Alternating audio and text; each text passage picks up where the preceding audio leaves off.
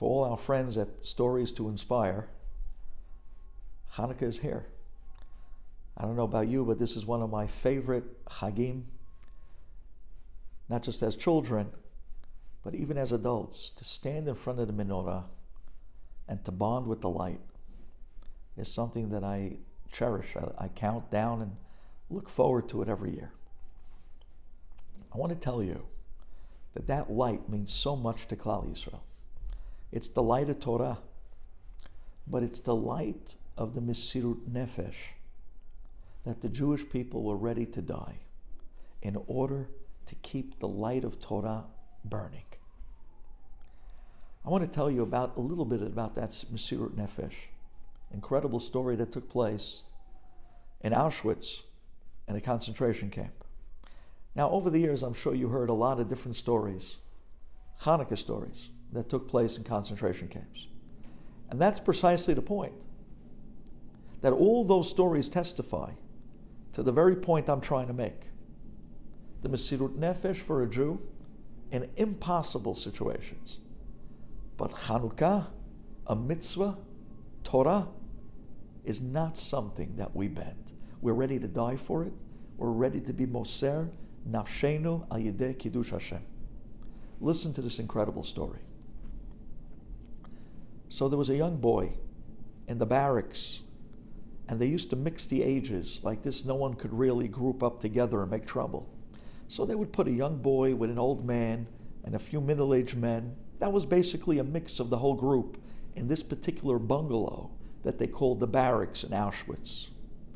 And this young boy, he was a very driven, very strong boy. And he decided that this year, he doesn't know how, but he's going to bring a Chanukah light to the barracks of Auschwitz. So what does he do? He comes up with this great idea.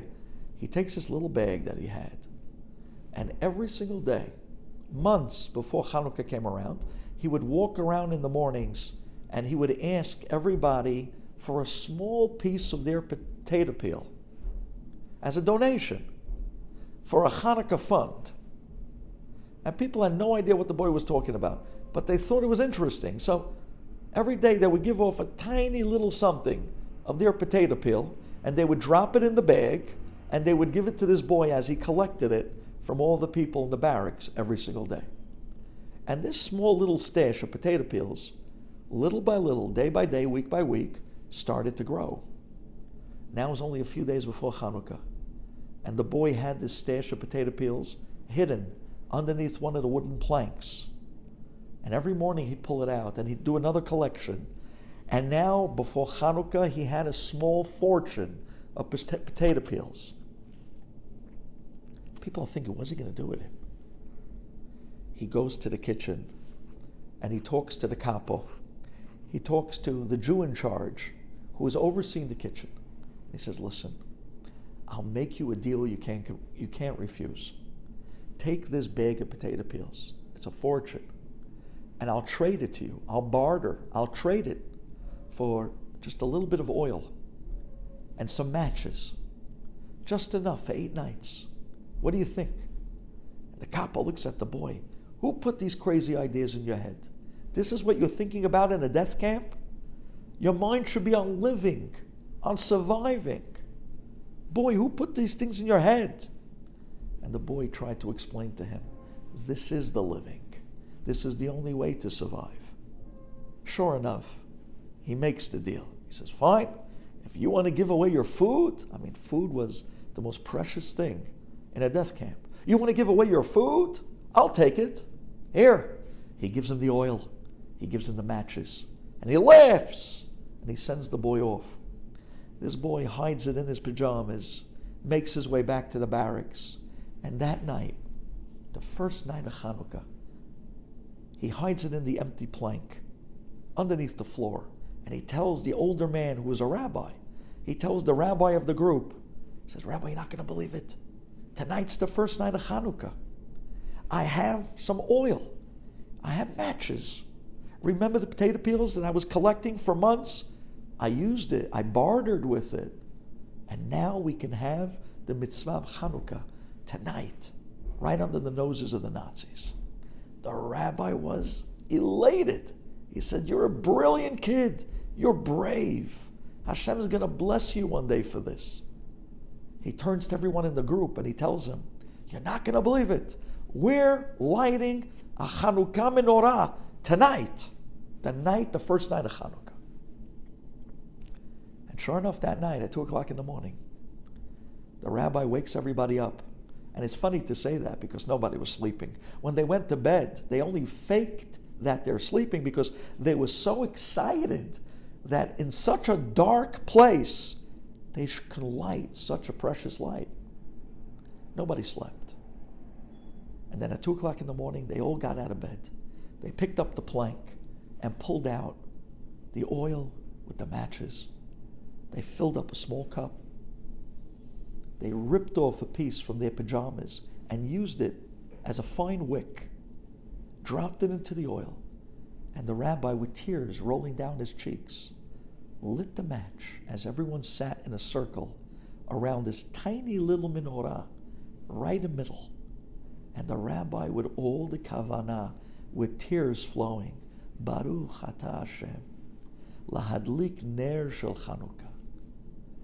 Baruch Atah Hashem, she'asa nisim la'avotenu bayamim hahem bazman hazeh. And then the last beracha, he couldn't believe he was making the beracha of Shechianu in a concentration camp. But how true is it? Shechianu, v'kiyimanu, v'higianu. Hashem, you kept us alive. You keep us going. Bazman hazeh. And he lights the wick. And everyone in the circle was crying out of happiness. And they started to not sing, that was too dangerous, but they started to hum the Ma'oz Tzur. And they all looked at this boy. And boy, did they give him a Hazaku Baruch. And they gave him a hug. It's because of you. We were able to do the most precious mitzvah in the most darkest of places. We lit up the greatest light of Klal Yisrael, the Chanukah menorah. They let it burn for just a minute or two, just enough to be yotzed the mitzvah, and then quickly they put it out. They closed it up, wrapped it up, put it back underneath that plank in the floor. Everyone dropped back into bed as if they were sleeping, and they went to sleep that night with a smile. The next night, they did it again the second night. And this time they pulled it out of the floor and they honored the next to the oldest of the group to be the one to light the menorah. And he too started to cry. And as they hummed the Ma'oz Tzur, they couldn't believe it. The second night, they lit the menorah. And then the third night. The fourth night, the rabbi turns to this young boy and says, "I feel that tonight you should be the one to light it. The fourth night is yours." And the boy said, "Rabbi, I would be fine if the other older people went." Rabbi says, "No. Tonight is your night. We owe you such a hakarat tov. You gave us the opportunity. A menorah in Auschwitz on the nights of Chanukah. Tonight is yours." The boy was so elated. All day he was skipping and dancing through the work. It was as if that night he was getting married. It was like an unbelievable something to look forward to. That night, everyone goes to sleep, and the boy was so antsy in bed. He was smiling and laughing to himself. "I'm going to light the menorah tonight. I'm going to make the berachot tonight. It's my mitzvah." At 2 o'clock in the morning, they all jumped out of bed. They pulled the oil. They pulled the matches out from the floor. They sat again in a circle. And they set up the 4 little lights of oil.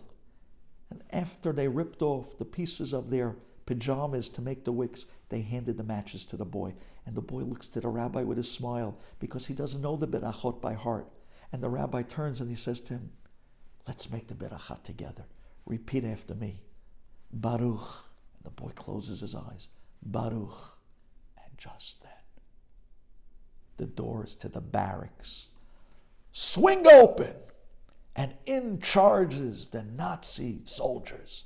And they start yelling and screaming, "Achtung, what's going on here? You think you can do a menorah in Auschwitz? You think you can do mitzvot over here under our nose?" They grabbed the older rabbi, they grabbed the older men, and they took him outside into the freezing snow. They kicked the boy to the side. They took all the older men, they took him outside to punish them. This boy, he says, no, wait, stop. This is my night. This is my menorah. This is my mitzvah. I was just about to make the beracha. You are not going to stop us. The boy runs up to the window. The window was frigid and freezing. He puts his hand on the window, leaning on the window. He sees outside as they're dragging away the older rabbi and the men, and he screams, come back! I want to do this mitzvah. I want to light the menorah. You're not going to stop us. Baruch atah Hashem. And the boy makes the beracha. Lahadlik ner Chanukah. Baruch atah Hashem. Sha'asani sim lavotenu. Bayamim ahen bazeman hazeh. And just then the boy realizes, as he's screaming up against the window, with his hand leaning against the freezing glass, the skin on his hand gets stuck to the glass. And quickly, he pulls his hand off the glass. And there, on the glass of the window, was the imprint of his 5 fingers with a drop of blood on the top of each finger. The 4th light was lit. 1, 2, 3, 4. With the shamosh. That's what this mitzvah is all about. They tried to stop us for so many years. So many came along and so many disappeared. And Klal Yisrael is still here. We're like the oil. No matter what country, no matter what time, no matter what galut, we don't mix. We rise to the top. We sacrifice and we light up the world with our Torah. Happy Chanukah.